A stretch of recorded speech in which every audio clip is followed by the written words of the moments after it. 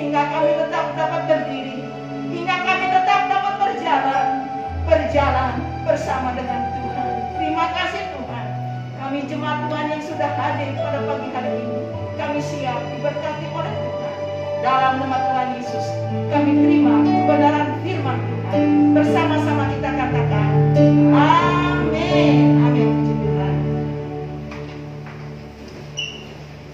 Tuhan, silakan duduk. Luar biasa. Semua diberkati oleh Tuhan. Meskipun di luar ujian, saudara diberkati oleh Tuhan. Luar biasa. Saya tadi sempat berpikir, ini pikiran manusia. Sudah jam segini, hujan gak berhenti. Ya sudah, nanti yang hadir di ibadah pertama WL Singer, saya, Bapak Pendeta Sarmen, Bapak Rahman, WL, dan juga pemain musik. Ternyata saudara bisa hadir di rumah Tuhan. Ini semua oleh karena saudara merindukan Tuhan. Karena Tuhan mau kita ada di rumah Tuhan pada saat ini. Baik saudara yang ada di rumah yang mengikuti ibadah lewat Zoom atau lewat YouTube, kami juga mengucapkan selamat hari apa saudara? Bukan hari. Bulan apa saudara? Bukan bulan. Selamat menikmati berkat Tuhan di hari Minggu di bulan Desember ini. Amin saudara. Saudara siap berkat oleh Tuhan di bulan Desember di penghujung tahun ini? Siap. Saudara, tema kita di bulan Desember di penghujung tahun ini 2021 adalah mujizat Natal. Nah, terambil dari Yesaya pasal yang ke-53 ayat yang kedua. Mari kita melihat ayat ini bersama-sama.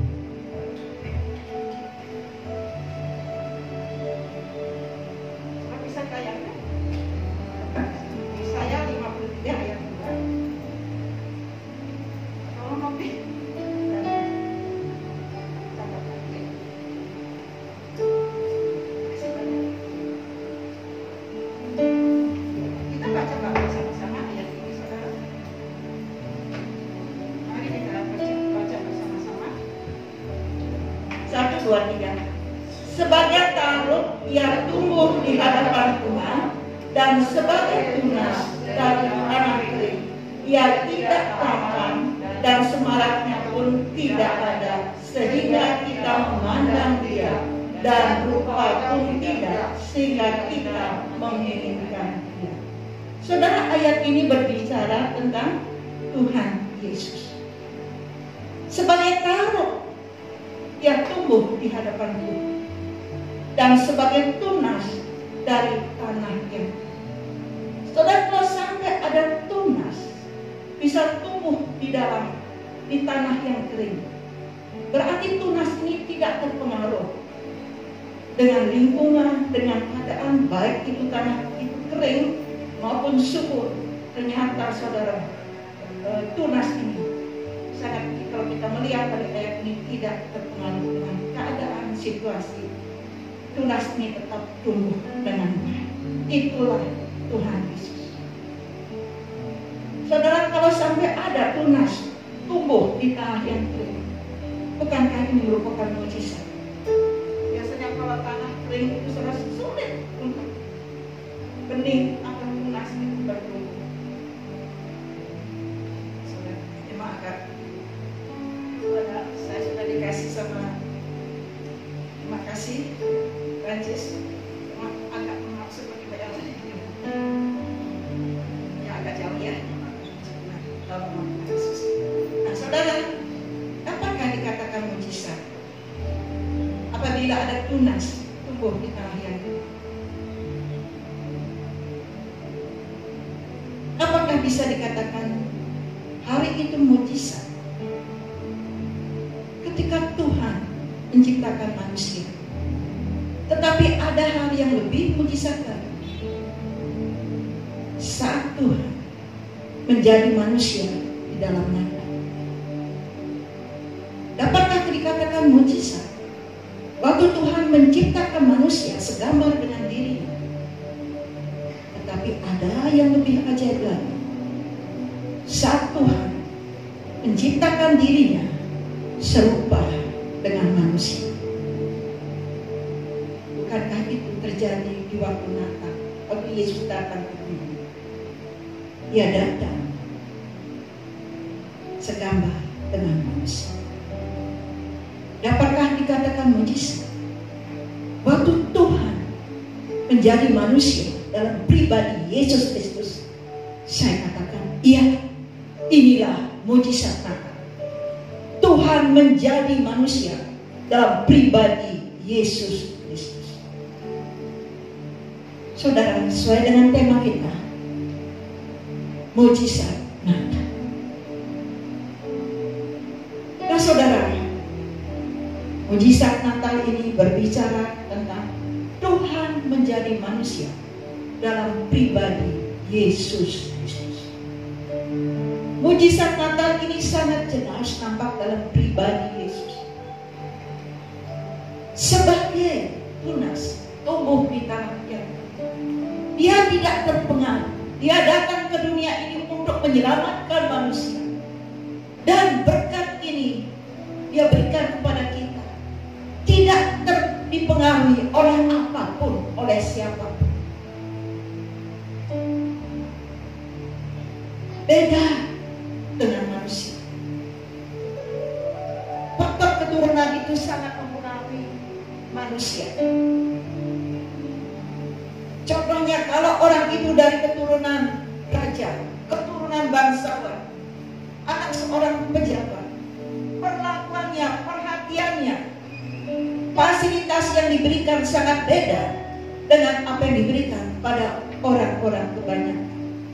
Ini manusia, tapi tidak untuk mujizat Natal ini.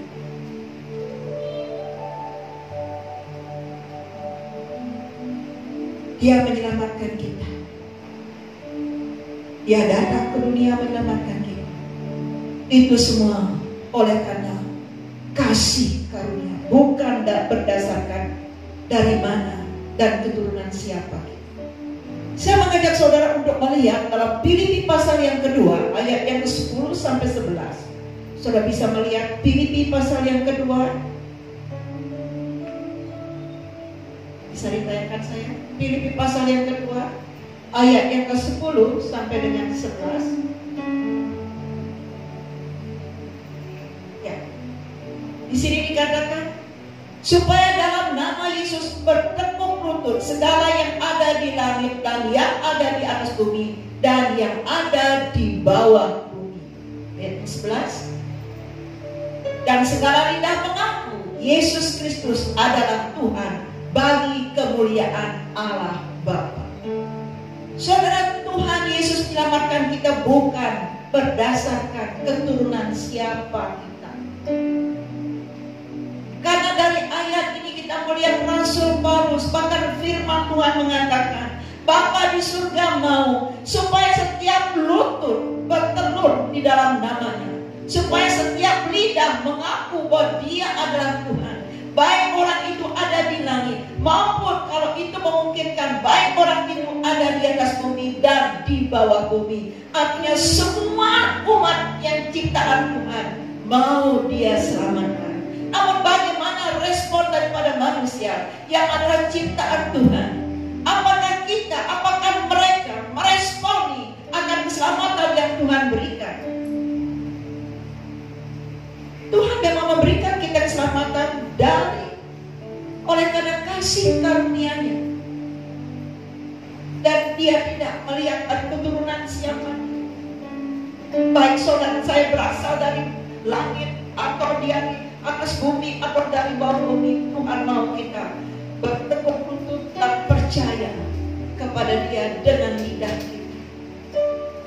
Respon kita tentang keselamatan harusnya, saudara, siapapun kita, manusia, harus meresponi keselamatan ini dengan cara apa? Lidah kita harus mengakui, hati kita yang tersembunyi ini harus percaya bahwa anak yang dikandung oleh Maria, yang dilahirkan oleh Maria, itu adalah anak Allah. Siapapun di antara kita, di antara orang yang sudah mengakui Yesus anak Allah, siapapun mereka memiliki hati yang percaya kepada Yesus, apa yang akan terjadi? Dalam hidupnya akan mengalir berkat-berkat ilahi secara berkesinambungan, sehingga lidah yang kecil ini, hati yang tersembunyi ini tidak akan bisa diam, tidak akan bisa berhenti untuk tidak menyaksikan tentang mujizat tentang ini, bahwa Allah menjadi manusia dalam Yesus Kristus. Ini luar biasa, saudara. Kita bersyukur kita mendapat kasih karunia Allah, keselamatan yang Tuhan berikan bagi kita. Oleh karena kita percaya di hati kita dan kita mengaku bahwa Dia adalah Tuhan. Dan Bapak Ibu yang dikasih oleh Tuhan, tadi saya katakan siapapun orangnya, kalau di lidahnya mengaku, siapapun orangnya, kalau hatinya percaya, pasti akan ada kuasa ilahi, aliran-aliran kuasa Tuhan, yaitu kuasa surgawi mengalir dalam kehidupannya, sehingga lidah ini, hati ini tidak bisa berhenti dan tak terdiam tanpa menceritakan tentang mujizat Natal. Bagi saudara, bagi kita yang suka ikut dicur dalam doa, di dalam pendalaman Alkitab, kita melihat wajahnya dengan jelas, yaitu Bapak Amin yang dari Kalimantan. Setelah beliau percaya kepada Yesus, mengalami mujizat Tuhan, meskipun belum sempurna kesembuhan itu. Suatu hari ketika saya telepon, saya mau mendoakan, beliau sedang ada di rumah sakit dalam perawatan, tapi tetap yakin dan percaya bahwa Yesus itu Tuhan. Dia katakan, Ibu, tolong juga doain teman saya yang ada di sebelah saya ini. Namanya siapa, Pak? Namanya Bapak Kuku. Saya ingat sekali dengan jelas. Oh ya, saya doakan. Saya mau berdoa, tetapi Bapak minta izin dulu dengan dia. Oh iya, Bu. Dia tidak menolak, dia mau didoain. Saya sudah cerita banyak tentang saya sudah cerita banyak tentang Ibu, saya sudah cerita banyak tentang Tuhan Yesus. Dia mau kok, Bu, didoain. Akhirnya saudara, dengan izin ya, dia mau didoain, dan dia siap. Oleh karena Pak Amin sudah menyaksikan bercerita tentang Yesus, dia siap didoakan, doain, dan kami berdoa. Di sini saya melihat saudara, Bapak Amin ini lidahnya mengaku, hatinya percaya kepada Yesus. Lidahnya ini saudara tidak mau berhenti, saudara, untuk menyaksikan, bercerita tentang mujizat Natal. Dan hatinya tetap percaya. Bahkan hari Jumat yang lalu, beliau juga bersaksi, hari ini saya mengalami mujizat Tuhan. Dengan kondisi jalannya aja susah, pak sendal aja susah, tiba-tiba di rumah sakit dia melihat ada orang sakit mau jatuh, dengan spontan dia pegang orang ini sehingga orang ini tidak jatuh. Oh, dia katakan ini mujizat. Saya tak berpikir, entah ini kekuatan dari mana, kok saya bisa, saya berjalan sendiri aja susah, kok saya bisa angkat orang yang berat. Kekuatan dari mana?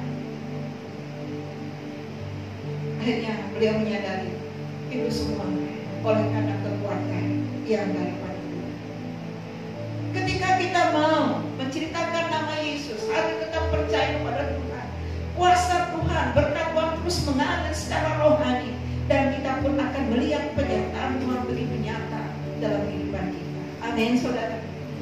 Kalau kita melihat lagi saudara di dalam Lukas pasal 2 ayat yang ke-40, coba tayangkan saya. Lukas pasal yang kedua ayat yang ke-40.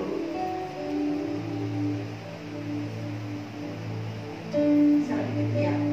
Anak itu bertambah besar dan menjadi kuat, penuh hikmat dan kasih karunia Allah ada padanya. Di sini kita melihat Tuhan Yesus. Ya.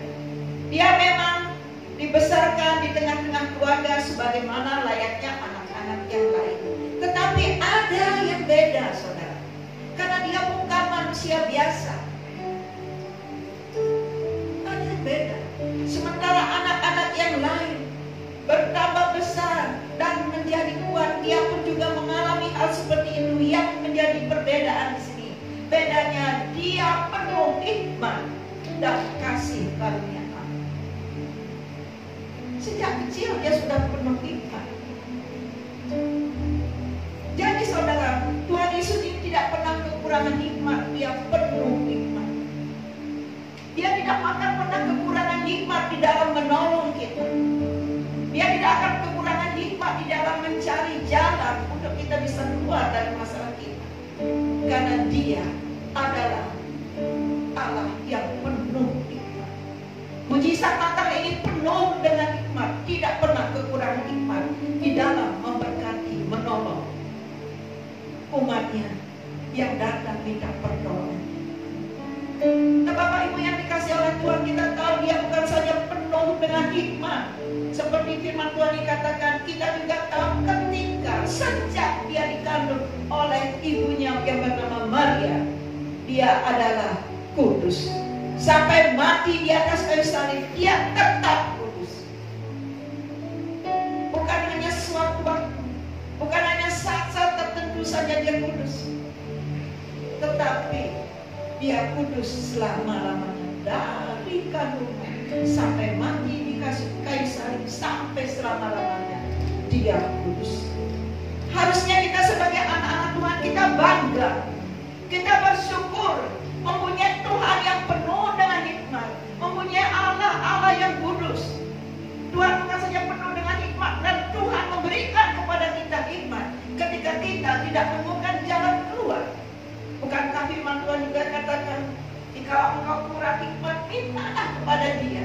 Dia akan memberikan kepada kita dengan cuma-cuma dan tidak akan membangkitkan apa yang dia berikan kepada kita. Kita harusnya bangga mempunyai Tuhan yang kudus. Bukan saja dia kudus, tapi Tuhan juga mau menguduskan saudara dan saya, sehingga hati ini kudus di mata Allah. Hati ini bersih daripada dosa. Apa yang membuat hati ini kudus? Tidak lain, darah yang kudus yang tercurah di atas kayu salib.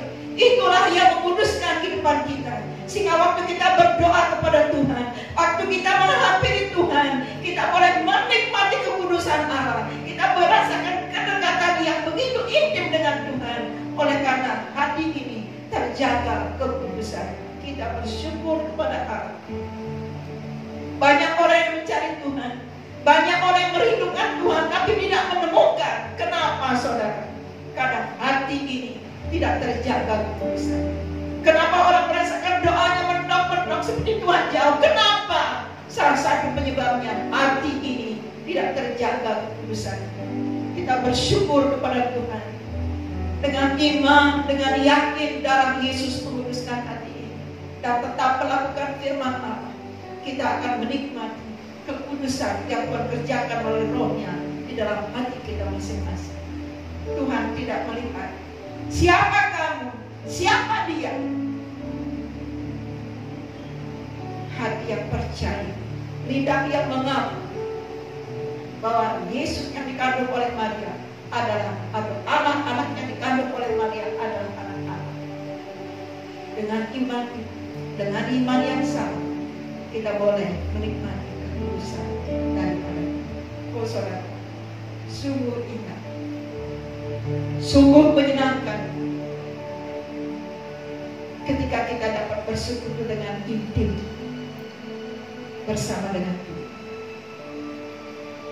Rasanya kalau kita berdoa, kita ada hubungan yang intim antara kita dengan Tuhan. Rasanya 2 jam itu tidak terasa, nggak terasa. Kenapa saudara? Karena waktu itu Roh Kudus berbicara dan memberkati kita dengan berkat yang tidak kita pikirkan. Itu yang dia berikan. Sehingga rasanya, waduh, kalau bisa terus-terusan ada di dalam hadirat Tuhan. Kita bangga punya Allah yang penuh mujizat, dan dia Allah yang kudus. Soalnya kalau kita melihat lagi di dalam Yesaya, kita melihat, saya tayangkan Yesaya pasal 7 ayat yang ke-14.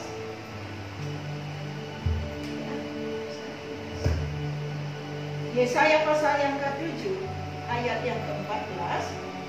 Sebab itu Tuhan sendirilah yang akan memberikan kepadamu suatu pertanda, Sesungguhnya seorang perempuan muda mengandung dan ia akan melahirkan seorang anak laki-laki dan ia akan menamakan dia Immanuel. Di sini kita melihat saudara, ia keturunan Daud. Memang dari silsilah dia keturunan Daud, tetapi dia Immanuel. Jauh sebelum Yesus lahir ke dunia ini, Nabi Yesaya sudah menubuatkan terlebih dahulu, sesungguhnya seorang perempuan muda mengandung, ia akan melahirkan seorang anak laki-laki dan ia akan menamakan dia Immanuel. Immanuel, Tuhan bersama dengan kita. Dia memang dari keturunan Daud,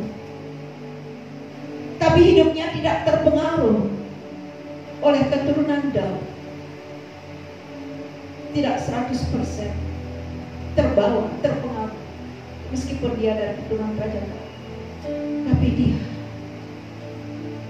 yang dapat mempengaruhi hidupnya adalah Bapa yang di surga. Dia Immanuel. Immanuel, Tuhan bersama dengan kita. Tidak ada kebahagiaan yang sejati, tidak ada kebahagiaan yang lebih besar yang kita dapatkan, yang kita rasakan, yang kita alami, selain daripada ketika kita sadar ada Tuhan bersama dengan kita. Tidak ada kesenangan, ada ketenangan yang begitu ilahi, yang begitu sejati, yang dapat kita rasakan di hati ini, selain daripada ketenangan yang kita dapat ketika kita percaya penuh bahwa Tuhan bersama dengan kita.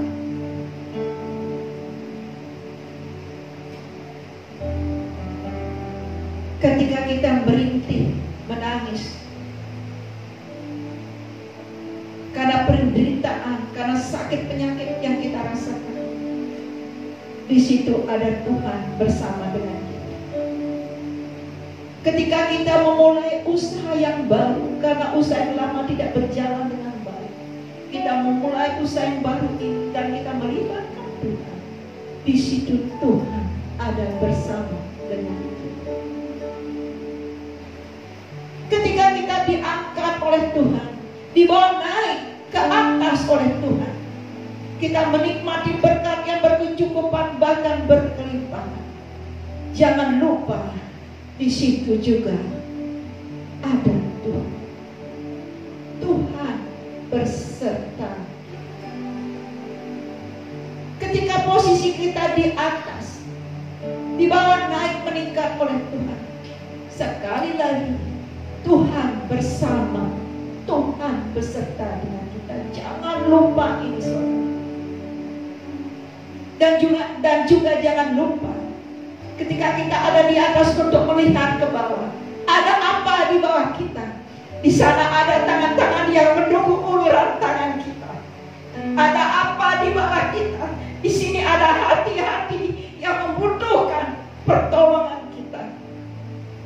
Dan jangan juga pernah lupa, di kiri kanan kita masih ada banyak orang yang membutuhkan doa kita. Soalnya ketika kita mendoakan orang lain, ketika kita mengulurkan tangan membantu orang lain, ketika kita memperhatikan orang yang di bawah kita, di situ juga Tuhan beserta dengan kita. Amin, saudara.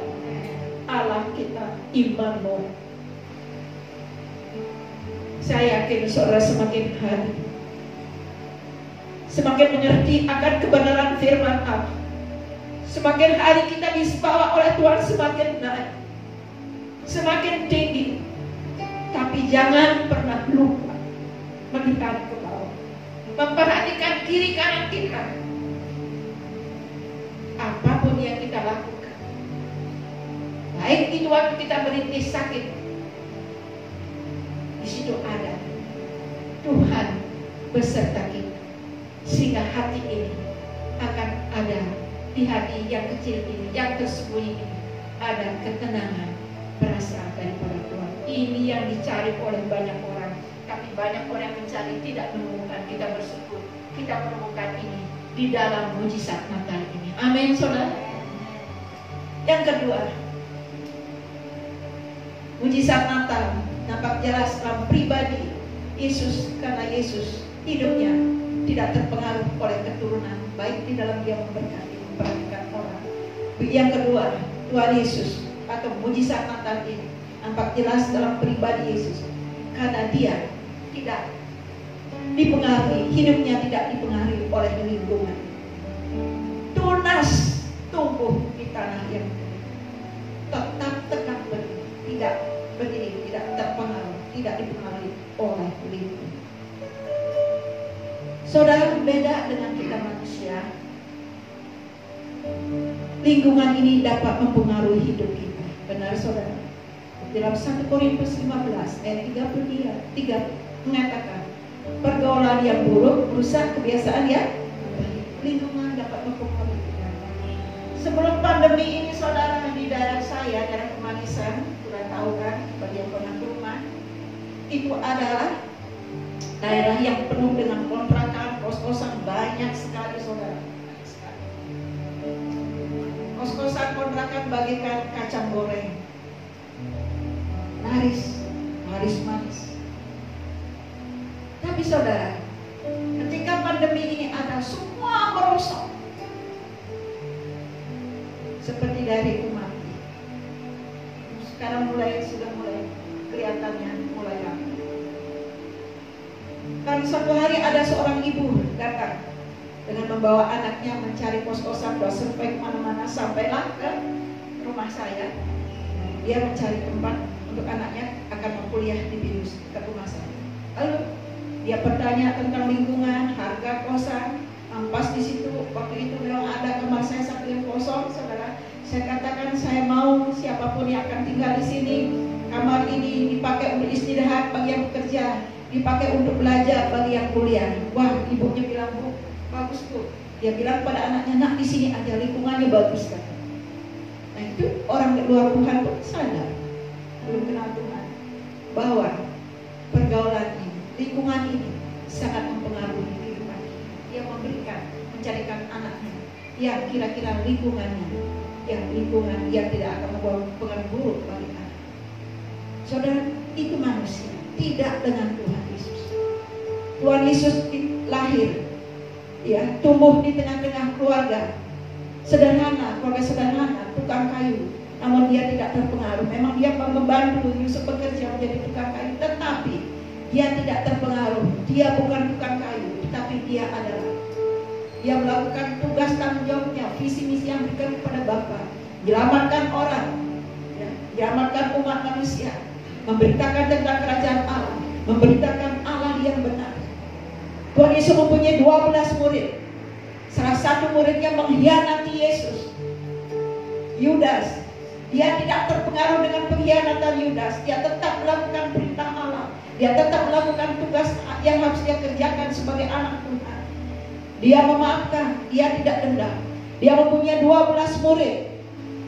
Salah satu murid yang menyangka dirinya, saudara, yang bernama Petrus, begitu dekat dengan dia. Ada pengkhianatan, ada penyangkalan. Tetapi Tuhan Yesus tidak terpengaruh dengan itu. Sekalipun kita tahu pasti Tuhan Yesus kecewa dengan itu. Namun dia tidak pengaruh dengan penyangkalan dan pengkhianatan daripada murid-muridnya. Dia tetap fokus, bahkan dia fokus kepada hatinya Petrus, hatinya menangis, hatinya yang sedih, hatinya yang mengalami pertobatan, hatinya penuh penyesalan. Dan apa yang terjadi? Petrus yang pernah menyangkal dia diberikan tugas oleh Tuhan yang lebih daripada yang lain. Yaitu bukan berarti tugas yang lain itu nggak penting untuk mengembalakan apa saudara, mengembalakan kambing, tidak, mengembalakan domba-domba miliknya. Yesus tidak pernah terpengaruh dengan lingkungan, dengan penyangkalan orang, pengkhianatan orang yang ada sekitar. Dia berfokus kepada Tuhan. Tuhan Yesus juga ibaratnya seperti tunas tumbuh di tanah kering. Dia tidak terpengaruh Dia tidak tergantung dengan lingkungan. Saudara, kebanyakan di mana waktu Yesus ada, lingkungannya kebanyakan menolak dia, benar saudara, menentang dia, menghalangi dia, melarang dia untuk mengajar. Namun dia tidak terpengaruh dengan tergantung pada lingkungannya. Dia tetap tergantung kepada Bapa di surga. Dia mengadakan, bahkan waktu orang melarang dia mengajar, mengadakan mujizat, menyembuhkan orang, dia tetap tergantung apa kata Bapa di surga. Bukan saja dia mengubah air menjadi angin, bukan saja dia menyembuhkan anak seorang perwira di Kapernaum, seperti pembahasan kita di pelajar pendalaman Alkitab. Bukan saja dia menyembuhkan orang yang sudah 38 tahun lamanya lumpuh di kolam Bethesda. Bukan saja dia memberikan 5.000 orang makan, dia tetap mengadakan mujizat. Dia juga mengadakan mujizat yang mengherankan murid-muridnya. Dia berjalan dengan tenang di atas air untuk menolong murid-murid. Bukan saja dia menyembuhkan orang yang lumpuh yang sudah 38 tahun, dia juga mencerikkan mata orang yang buta sejak lahir. Dan dia juga membangkitkan Lazarus yang sudah mati, yang sudah dikubur, yang berada di kubur selama 4 hari. Itulah yang dikerjakan oleh mujizat nampak itu. Kenapa saudara dia melakukan ini? Karena dia tidak terpengaruh dengan lingkungan, dia tidak tergantung dengan keadaan, dia bergantung penuh kepada Bapa di surga. Kalau Bapa di surga katakan kanan, dia katakan ke kanan. Nah saudara, di sini kita dapat pelajaran bahwa mujizat Natal ini nampak jelas dalam pribadi Yesus.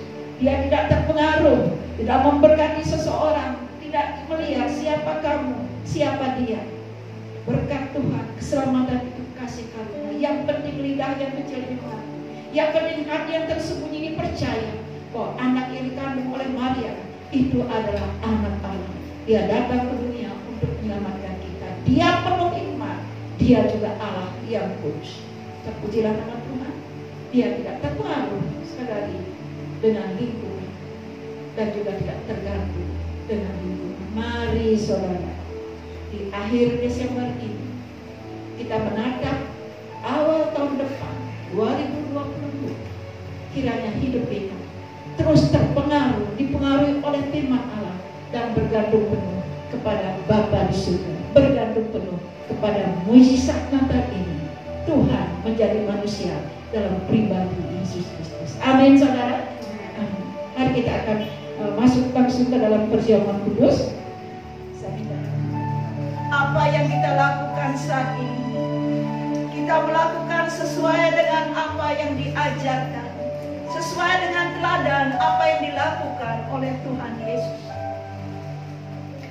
Pada malam hari itu dia mengambil roti dan mengucap syukur. Lalu dia memecah-mecahkannya dan membagikan kepada murid-murid. Inilah tubuhku yang diserahkan kepadamu. Perbuatlah ini menjadi peringatan akan aku. Tuhan, Engkau bersama dengan kami. Tuhan, Engkau ada bersama dengan kami saat ini. Tuhan, kami berterima kasih buat kebersamaan ini. Engkau ada di tengah-tengah kami, sedang melihat umat-Mu, sedang memperhatikan hati kami dan melihat lidah kami. Masihkah lidah kami mengakui bahwa Engkau adalah Tuhan? Masihkah hati yang tersembunyi ini mengakui bahwa Engkaulah satu-satunya Tuhan dalam kehidupan kami? Kiranya perjamuan kudus ini memberkati kami. Ada aliran, ada berkat ilahi mengalir secara berkesinambungan dalam kehidupan kami. Sehingga bukan hanya kami diberkati, orang-orang yang di sekitar kami pun diberkati melalui kesaksian kami bahwa Engkau mati di atas kayu salib untuk keselamatan kami. Sebagai peringatan itu, sebagai tanda ucapan syukur kami untuk kasih-Mu. Sekarang Tuhan, dengan hati yang penuh kasih, kami menerima roti yang melambangkan tubuh Kristus di dalam nama Tuhan Yesus. Mari kita terima bersama-sama. Haleluya.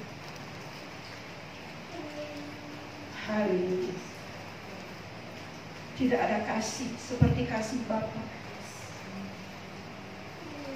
Tidak ada kasih seperti kasih mujizat Natal ini.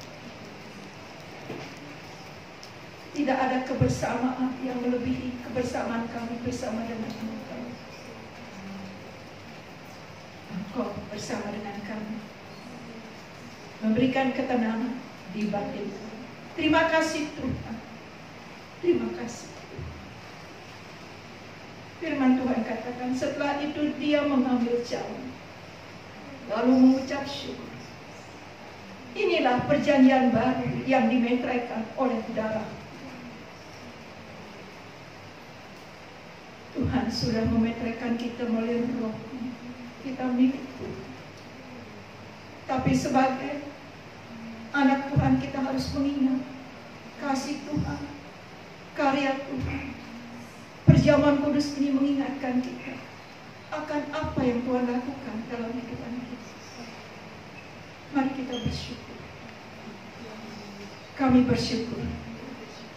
Darah Yesus menyelamatkan kami. Kami bersyukur darah Yesus menguduskan kami. Kami bersyukur buat kuasa Tuhan yang memberikan kami hikmat. Kami bersyukur karena hidup kami dipengaruhi oleh firman, tidak dipengaruhi oleh lingkungan, tidak bergantung dengan lingkungan kami.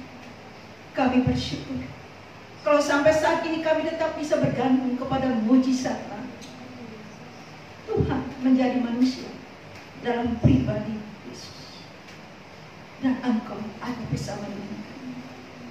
Kami terima berkat Tuhan. Kami terima, kami bersyukur di dalam nama Tuhan Yesus. Mari kita minum bersama-sama.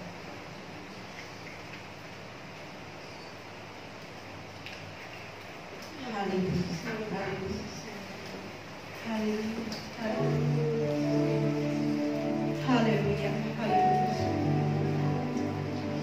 Bersamamu Tuhan. Bersama Yesus. Kami akan melewati tahun 2021. Bersama dengan Tuhan Yesus kami menyambut 2022. Dengan iman mujizat Natal tetap ada bersama dengan kami. Terima kasih Tuhan. Kami bersyukur untuk hal ini. Dalam nama Yesus kami bersyukur. Bersama-sama kita katakan amin. Silakan duduk.